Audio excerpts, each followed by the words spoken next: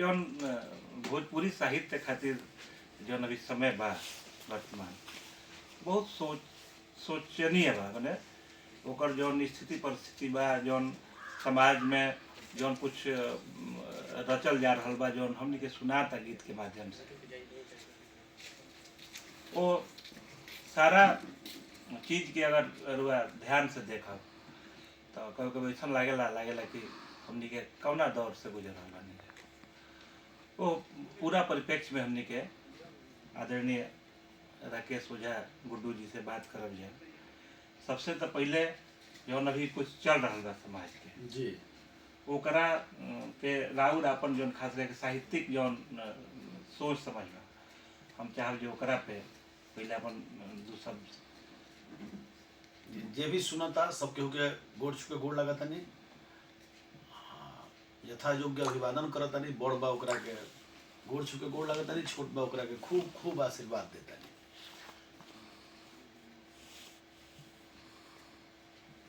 भोजपुरी के संदर्भ में अगर बहुत गहरा हमने के जो अध्ययन बा हमार, जितना हम मने जैसन मती बा वैसने उतने सोचब हम भोजपुरी के विषय में जवना तरीका से बात कही जाता, जरा मुंह से सुनी भोजपुरी अश्लील बा अश्लील बा अश्लील बा, तू अश्लीलते देखल चाहता ना। जब फेसबुक के हमने के मिजाज समझी जा कि एक बार अगर सर्च करके हम कुछ देख लेनी तो बार बार वही टाइप के कंटेंट हमारा दिमाग फेसबुक हमारा सामने परोसी, सेम चीज बा।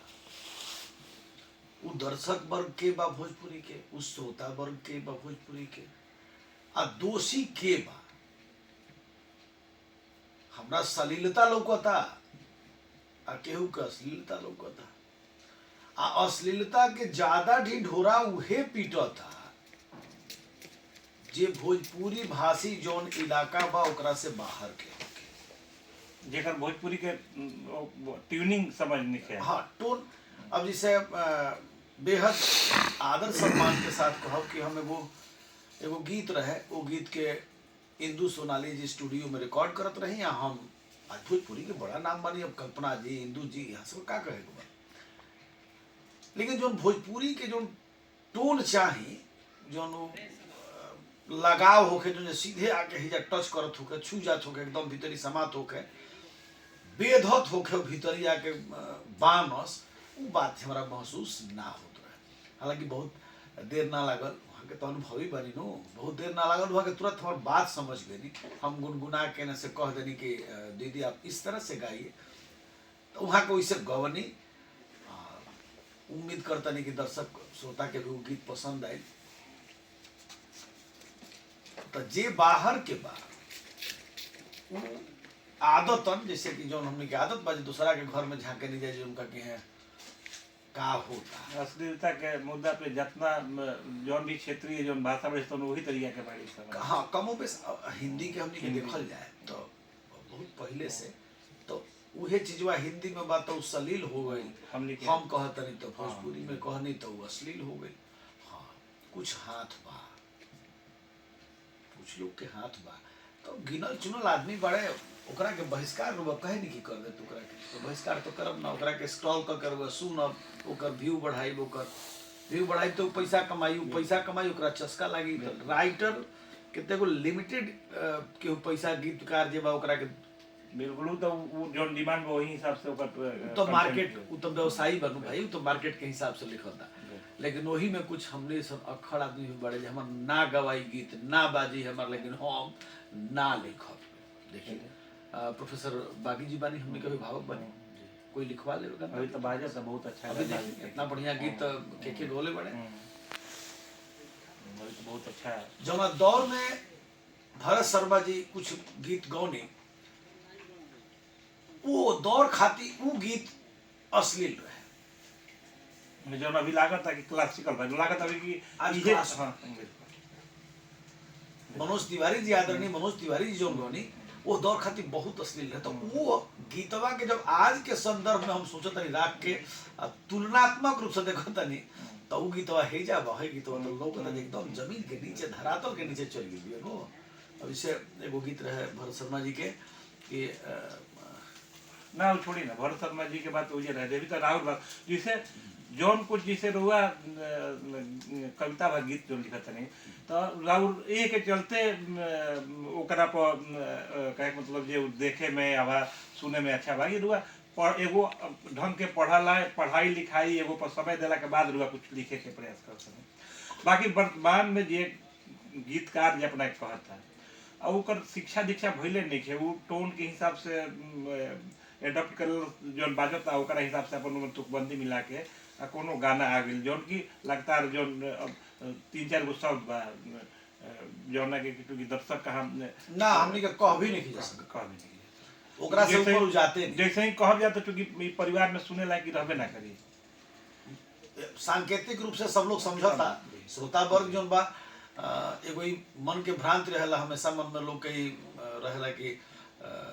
हम चूंकि पढ़ल लिखल बानी, कवि हई, गीतकार हई, चाहे जे भी बा उ तनी मने ओकर क्लास दोसर बा, बाकी दर्शक श्रोता जे बा बेवकूफ ना, ओकरा पर दर्शक पर छोड़ दी, उ अपना हिसाब से जज कर ली कि कहल का चाहता है उ बढ़िया से। ऐसे राकेश ओझा जी, गुड्डू जी आकाशवाणी पटना के अलावे और क्षेत्रीय जो चैनल बड़े सब आकाशवाणी के दूरदर्शन के ओकर में लगातार यहाँ के रचना लगातार प्रसारित हो रहा बड़ी सब, वीडियो फॉर्म में भी ऑडियो फॉर्म में भी। निश्चित तौर से हम जितना देखले सुनले बनी लागे लागे एगो कसक बा, चाहे वो समाज के दर्द होके, चाहे वो एगो व्यवस्था के दर्द होके, चाहे वो व्यवस्था के व्यंग जौन अभी जौन वस्तु स्थिति बा सामाजिक ओकर एगो व्यंग के रूप में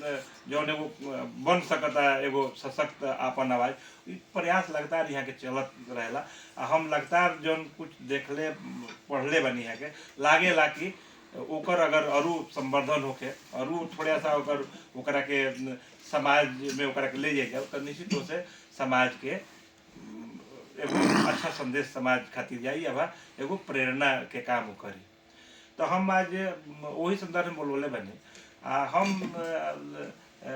सुने खातिर यही से और लोग के बोलवले भी नहीं, अकेले बोले के मतलब कि पूरा भाव चला भले लंबा चले उसको दिक्कत नहीं। तो हम तो एगो पहले एगो उसन एगो रचना सुनल चाहब जो अभी तक ले कहीं मैंने मंच वगैरह पर नहीं सुनल गई या मंच पर सुनल हो गई बा तारा दिल के बहुत करीब हो गए, हमारा दिल के करीब बा क्योंकि हमने के बहुत कुछ खोले बनी जा, वो दौर से वो उम्र से हमने के बनी जा कि कई चीज हमने के देखनी जा जो कि आज के डेट में माने आज के समय में लौकते नहीं है भाई। तो हमार दिल के करीब जो रचना बाजी हम का देखनी या का हमरा से पीछे छूटल, हम का छोड़नी, ओकरा चलते का परिवर्तन भइल। क्योंकि हमने के गिरहती के जो चीज देखनी जा, बैल के खेती देखनी जा, दंवरी ओसावन कटनी मन धरियावन सब कुछ देखने जा, फिर थ्रेसर छोटकी आई, फिर बड़की थ्रेसर आई, अब तो घड़ी हार्वेस्टर आ गई कि मैंने मिनटे में सबसे खेत साफ मैंने घंटे में। तो अब हम का खोले बनी ओकरा से माटी के मकान के का अपन वैज्ञानिक रहस्य रहे, ओकरा से का फायदा रहे, ये सब बहुत सारा चीज हमरा दिल के जो करीब बा। एगो तो हमार जो गीत पहचान बनल बने कविता उ रहे कि व्यंग रहे कि बबुआ के हवा सवाचता नहीं कि कुछ हवा कि हवा खाली धोखा, अरे बबुआ साच साच कह के हवा बैल हवा कि बोकलो। तो ये वो हमार पहचान दिलौलस कविता भोजपुरी जगत में जे भी 10 आदमी जानल हमरा के बहुत बड़ा नाम नहीं खी, प्रयास जारी बा। हमरा इहो करू लालसा नहीं खे कि हमरा के बहुत बड़ा कुछ मिल जाए, हम अपन कोशिश करतनी, बाकी श्रोता जनता समाज के हाथ में बटे। लेकिन एगो कविता ओकरा बाद हम जो लिखनी वो गीत के भाव में लिखनी ओकरा के हम चाहब कि दर्शक के सामने वो सही हम रखी, बराबर मंच से हम कहबो करे लिखे। माटी के मकान लोग दिहल सब गिराई, माटी के मकान सब दिहल लोग गिराई, सब कर पका के घर हो गइल, का कहीं गैया के हाल हम भैया गैया तो हमरो शहर हो गईल गैया तो हमरो शहर हो गईल बैलन के घाटी घुघुर जुआ थिया भनाधा हर हर सुपरिहत पैना सपना भैले दादा बैलन के घाटी घुघुर जुआ थिया भनाधा हर हर सुपैना परिहत सपना भैले दादा खरिहान नाही लौके नाही लौके ओ सावन राशिया बढ़ावो ना अनाज धरियावन अभी के तो यौन 4 दशक पहले की स्थिति रहे अतना ना बदल गइल बा कि हाँ हाँ सब खत्म हो गइल खरिहानी नाही लौके नाही दवरियो सावन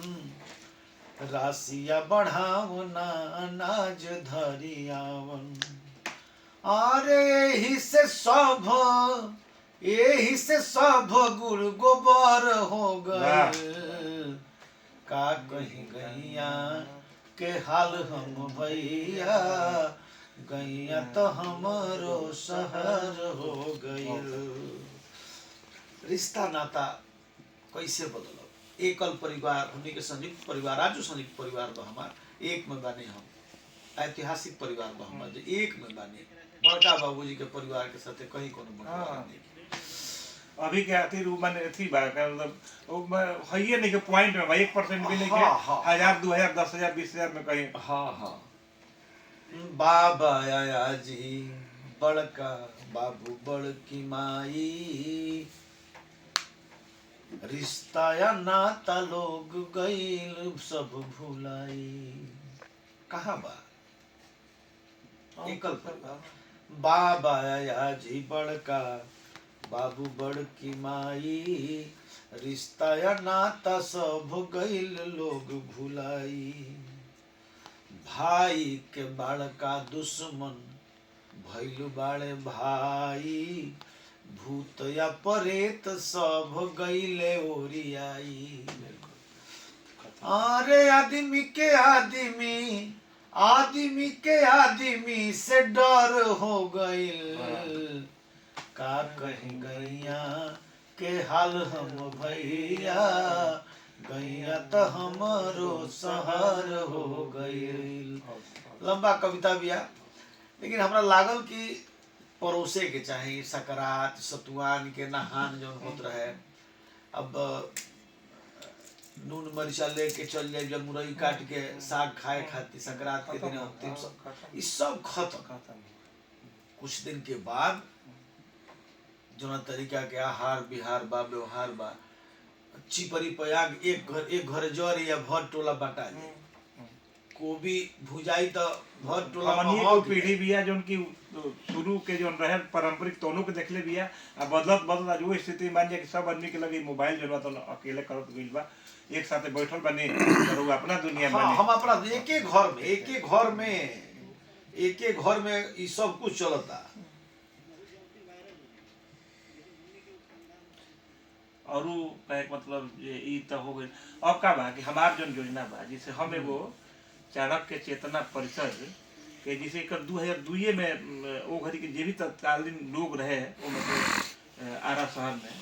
विद्वान सब लोग के मिल के ऊपर गठन भइले जाना के एक टाइम कैसे बा सब आदमी अपन अपन काम में लागल बा तो हमार सोचले बा 2026 में जे भी सशक्त आवाज बन सकता भोजपुरी खातिर ओकरा के कैसे लंबा फलक दिया ओकरा खातिर रिकॉर्डिंग करावे से लेकर के ठीक बा ना आ ओकरा के वो रिकॉर्डिंग के बदले पारिश्रमिक देवे तक कहे के मतलब अगर कोई के गाना सुनी तो वो ओकर उचित कहे के मतलब पारिश्रमिक के साथ है एगो सम्मानजनक तरीका से देखिए भैया